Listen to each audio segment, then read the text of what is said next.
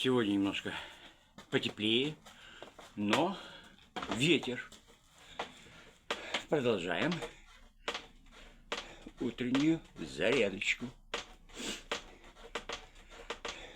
Давайте, просыпайтесь.